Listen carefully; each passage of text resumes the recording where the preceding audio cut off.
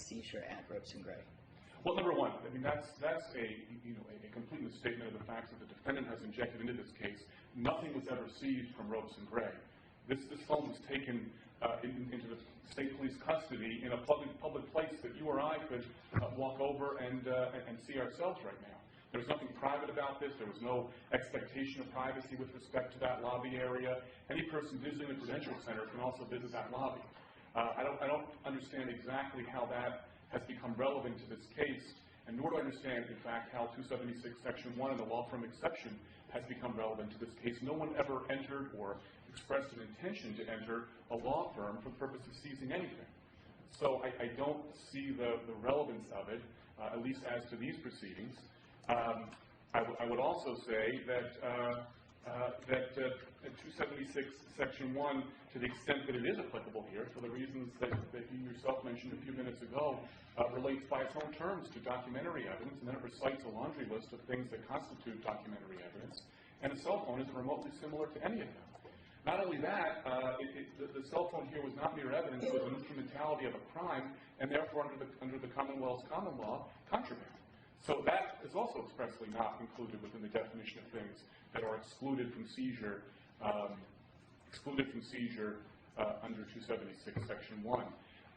I guess to answer your question in its broader sense, is that I think it's also important to realize that search warrants have a bifurcated quality. They authorize, in fact, two things. They authorize searching and seizing. They authorize you, in terms of the search component of that, to enter on to describe property for the purpose of searching for an item. Then they also provide you with the legal authority to make a seizure. And in this case, the warrant, as it was executed, never required the police or anyone else to enter onto property that was in any way protected by the Fourth Amendment or Article 14. The only element of the warrant which was ever relevant was the seizure component of it, which allowed the police to take custody of that phone. Isn't the defense arguing, leaving aside consent, so assuming for the moment that it wasn't a consensual turnover, isn't the defense arguing that it was a turnover under a claim of authority that wasn't valid? So at the point the claim was made, the phone was physically at Ropes and Gray.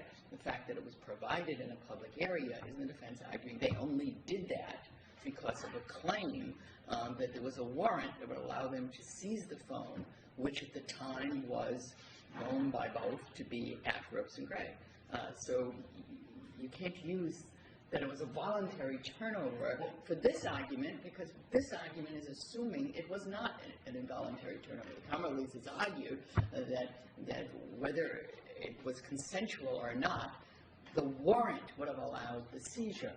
So for this purpose, would a warrant have allowed that? Would allow us to forcibly stop someone in a public street and seize the warrant from that person? Well, fortunately, we don't have to address that question. All we have to address is, did the warrant authorize what actually occurred in this case? With respect to your question about whether or not there was some duping of the entire defense team, Attorneys Sultan, Rankin, Fee, and Jones, by Pat Bomberg during that telephone call, we obviously had a hearing for that purpose. We heard conflicting testimony. You'll have to resolve it. Right. So the first part of it, before we get to consent, is there was a taking by the Commonwealth. And does that warrant allow a person to be stopped in a public place other than the named person? That's not what happened. With the warrant, as I said, has a bifurcated quality. Warrants, by their own terms and according to the familiar principles of constitutional law, allow you to do two things. Enter into private spaces, like people's homes. In fact, the warrant here for 22 Ronald C. Meyer Drive is allowed exactly that. And they also allow you to seize property once you were in a place where the property is lawfully found. And nothing that happened here in this case, and I know your hypothetical is so unrelated to the facts of this case that it's hard to draw a close analogy, but nothing that happened in this case required any authority, any legal authority that the warrant provided for the transaction that occurred between Mr. Jones and the trooper. The trooper did have the authority under the warrant, absolutely, to seize that item once it was tendered to him by Mr. Jones. So in terms of what actually transpired here, the actual facts of this case, that every single thing that the police did, every single thing the prosecutors did, was 100% authorized by the warrant. 276 Section 1 has absolutely no relevance to any of it. As I said, even if it didn't, wouldn't apply. But the reality is that in terms of, my understanding of the way that you scrutinize every Fourth Amendment episode is to go step by step and say, was the police conduct authorized by either a warrant or some other principle of constitutional law at every stage of the proceedings. And in this case, at every step, what the police did was 100% authorized by the warrant or by law. Now, if the claim is that there was things were done under the color of false authority or through a ruse or a trick of some kind, then that's a separate matter, and that, again, that has to be resolved by your fact-finding with respect to the conflicting testimony. But in terms of the four corners of the warrant and what actually happened, if you were watching a videotape of this entire episode from start to finish, every single thing that happened, including the seizure of that phone at the moment that Mr. Jones voluntarily tendered it to the trooper, was 100% authorized by the warrant. Thank you. Did you want to argue the consent issue On the law? Yeah, or on anything? Did you want to make a closing on the consent issue? Absolutely.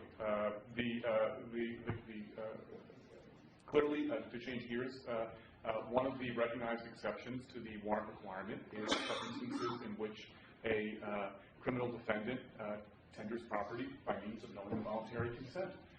In this case, we heard Mr. Bomberg tell a very cohesive story about what happened from start to finish.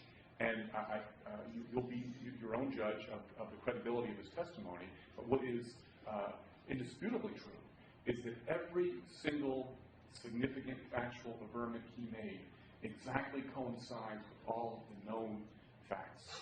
That all of the things that we know to be objectively true about the timeline here interlock perfectly with Mr. Bomberg's testimony.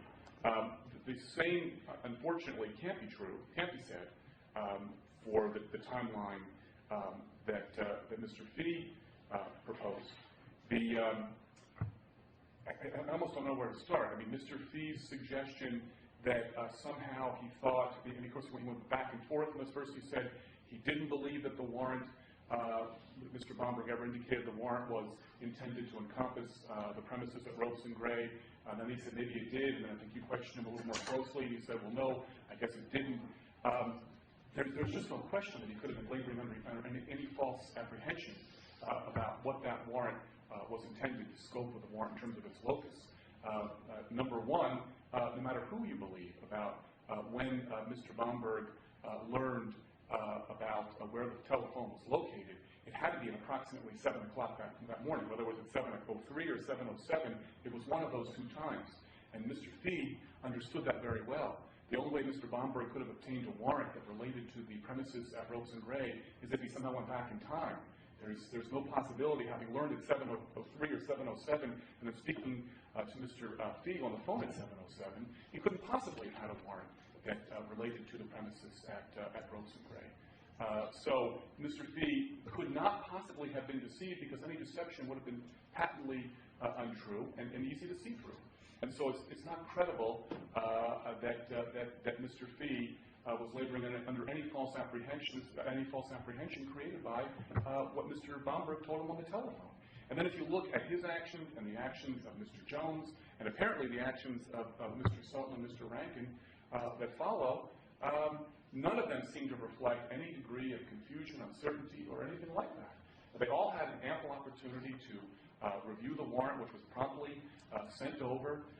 Mr. Sultan and Mr. Rankin obviously had a significant criminal law experience, even if Mr. Sultan's attention was directed elsewhere and Mr. Jones lacked that competency. There's no question that they had the skill set required to make an assessment of the warrant. So it's just simply not credible in any way, shape, or form that there could have been any deception, any misunderstanding.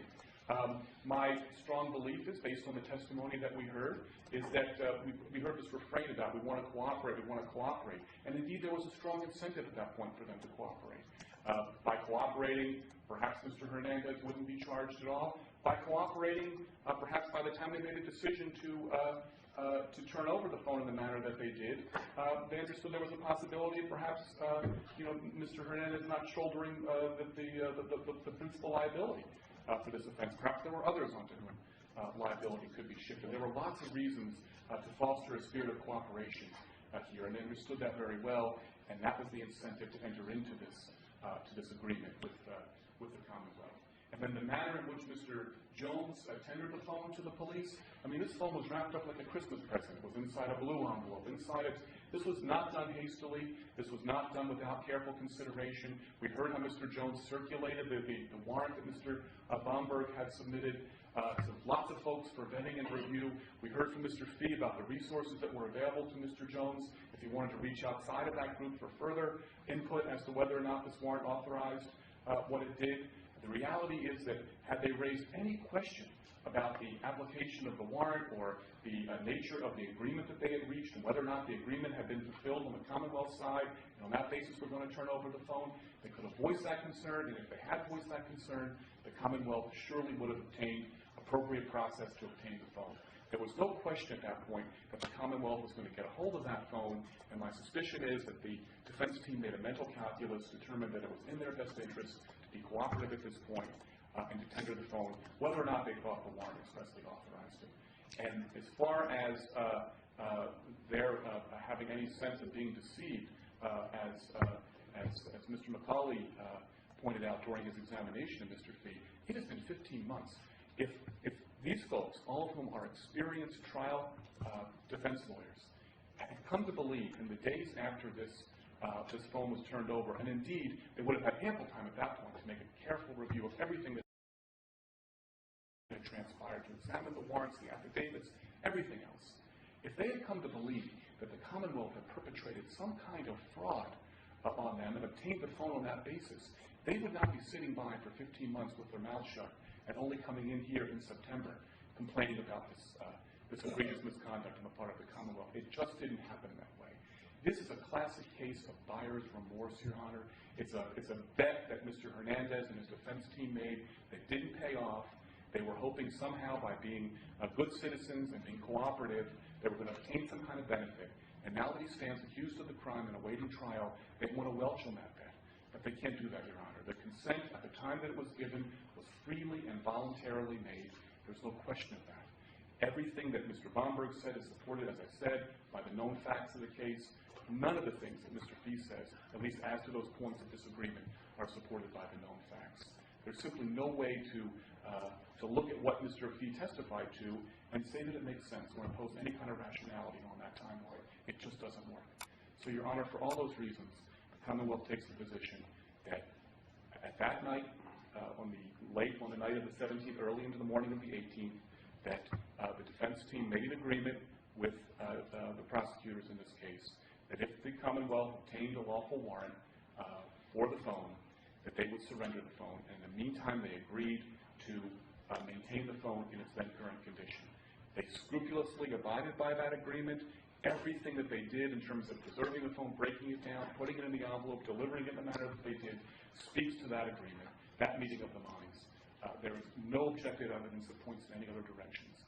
And so on that basis, Your Honor, we take the position that if the warrant doesn't authorize it, and if a warrant was required in this case, which, as I said, I'm not even sure that that's true, in any event, that the search was authorized by the knowing and voluntary consent of the defendant, Your Honor. Thank you very much. Do you want to address the issue of consent? Your Honor. Let me first start by talking about Mr. Michael's reference to the ethical rules and what obligations a law firm has. Clients turn the material over to their lawyers on a regular basis for examination. And that's what happened here. There was nothing nefarious about it. It's not intended to secrete it or destroy it. Cases abound about that and the attorney's obligation. Fisher versus United States is a case that discusses this issue. What happens after the lawyer's examination is the subject of a lot of controversy in the legal community, and there's no clear authority about what happens in Massachusetts. There are cases across the country that have different rules in different jurisdictions. There are law review articles that have written it. Perhaps the SJC will address it at some point in the near future, perhaps not. But to claim that this would, to now claim, after all the briefing on this matter, that it would inevitably have been turned over by Ropes and Gray pursuant to ethical rules is not something that the court should accept as an argument. The constructive possession argument that Mr. Michael makes is equally short of logic. Mr. Hernandez did not turn over the phone so that Ropes and Gray could have it to turn it over in his stead. The cases that the Commonwealth cited don't support the proposition that when an attorney receives an item for analysis for purposes of representation, that the attorney is in the same stead, is constructively possessed of the client's material. And that is simply doesn't apply here. To quote decisions from 1800 saying that if you bail something, doesn't further the analysis here. A way to look at this question is to say, I might think that none of the lawyers that we've heard from had 276.1 in mind when these events were occurring. I think Mr. Feast said he didn't have it in mind. I don't think Mr. Bomberg said he had it in mind. It may be. However, the court analyzes whether Mr. Bomberg first learned that the phone was at Ropes and Gray from Mr. Fee, or our position that the state police obtained that information from Mr. Hernandez, and Mr. Bomberg conveyed it to Mr. Fee in that call at 7:07. However you decide that, I don't think it matters in deciding this motion in the following respect. I think everyone agrees that Bomberg told Fee that they had a warrant for the cell phone. And that should resolve the question. The first step of the analysis, the following analysis is, did that warrant in fact authorize the seizure of the cell phone in the circumstances here? And I think the answer to that is clearly no. And if that's the case, you have to go to the case law. And I think the best decision is Bumpers versus North Carolina, where the police go into Mrs. Leith's house saying, we have a search warrant.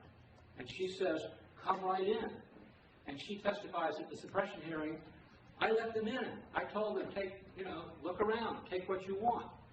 And at the suppression hearing, the Commonwealth, or the state of North Carolina, said, we're not relying on the warrant for reasons that are not clear from the decision. But they weren't relying on the warrant. They were relying on Mrs. Leith's consent. Come on in. Take what you want. And that's essentially what the Commonwealth is saying here. They're saying, well, okay, it didn't authorize the warrant to search Ropes and Gray, but there was this agreement. Well, what was the agreement? And I think the best way to look at the agreement was at the North Attleboro Police Station on the evening of the 17th or the morning of the 18th. They wanted the phone. And Mr. Fee said, no, we're not going to give you the phone. And Mr. Bomberg said, well, we may get a warrant. And Mr. Fee said, quite properly, if you have a warrant, of course we'll turn it over. It's a court order. Just as if someone is at the scene of a search and questioning the police ability to take items out as not being in compliance with the search warrant, the police are not going to tolerate that. They're going to take what they think is proper. Does it make a difference that lawyers are involved here? I say no, it doesn't make any difference at all. It could be Mrs. Leaf, it could be Mr. Fee or Mr. Jones. It doesn't matter. Mr. Fee had no choice. If the police say we have a warrant, they're obligated to turn it over, and you fight about it later. And that's what we're doing. Now, they seem to fault us for not having filed a motion to suppress a month ago, 6 months ago, 15 months ago. But the court set an orderly schedule in which to resolve substantive motions, and that's what we've done. Now,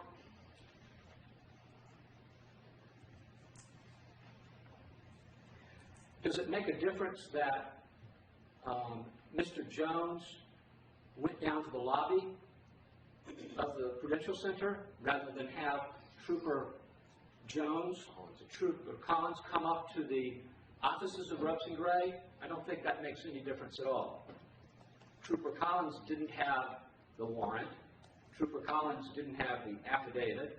Trooper Collins was there to pick up the phone pursuant to Mr. Bomberg's assertion that they had a warrant. To say it was consensually turned over is almost laughable. It's not the place of a person who's been subjected, who's being searched, to say you can't take that. I mean, if Mr. Hernandez had said on June 22nd, when they're carting away all kinds of items, I'm sorry, you can't take that. That's not listed on the warrant. The police would have dispensed with that in a heartbeat. I don't think you have to, in fact, find that Mr. Bomberg was being deceptive. Mr. Bomberg may well have believed that the warrant authorized the seizure of the phone.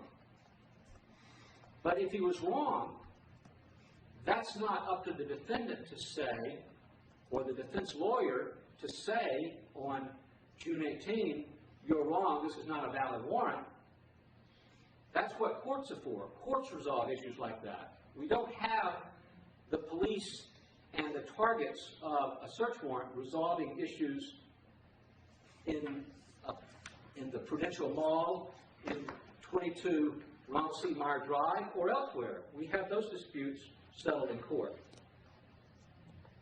They could have, if Mr. Bomberg, in fact, learned from the state police and Mr. Hernandez, or in fact learned from Mr. Fee that the phone was at Ropes and Gray, and if it occurred to him, he could have gone back to the clerk magistrate of the Attleboro District Court and said, here's our new presentation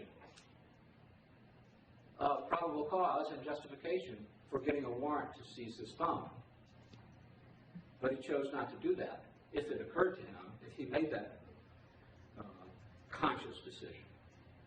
So, just like in bumpers, when the police claim the warrant is valid, they can't then fall back on consent. I mean, there's one quote in bumpers that's really quite remarkable. It's 391 U.S. 543 at 550. I think it's cited in our papers.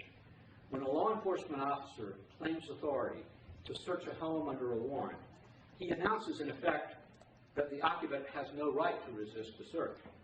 That situation is instinct with coercion, albeit colorably lawful coercion.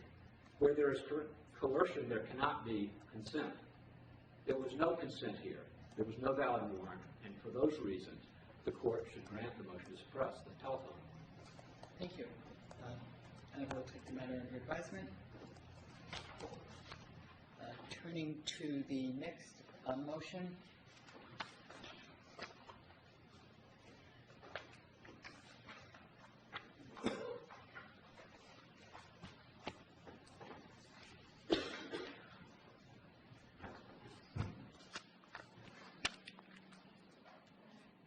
Motion to suppress fruits of unlawful police interrogation during June 18, Search, the defendant has the burden of establishing that there was a custodial interrogation.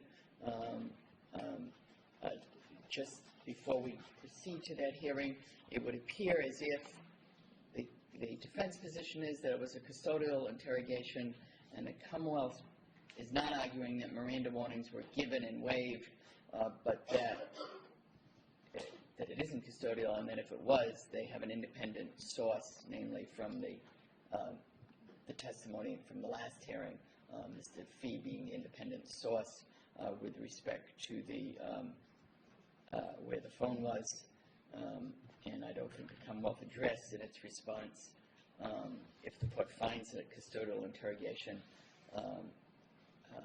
and that there were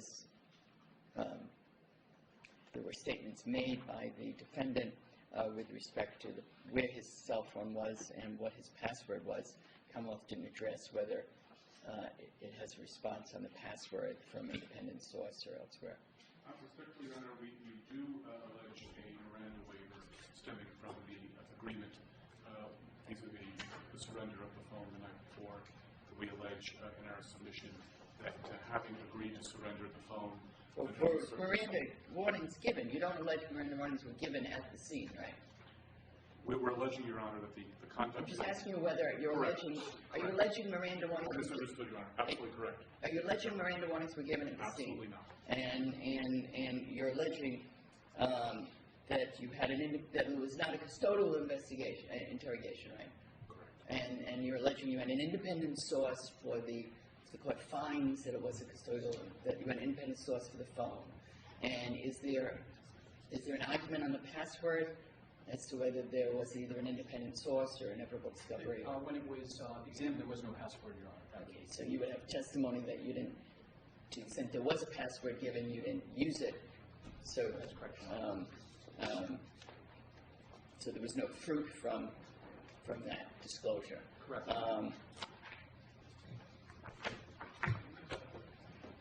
So you may call your first witness on the custodial. Thank you. Two quick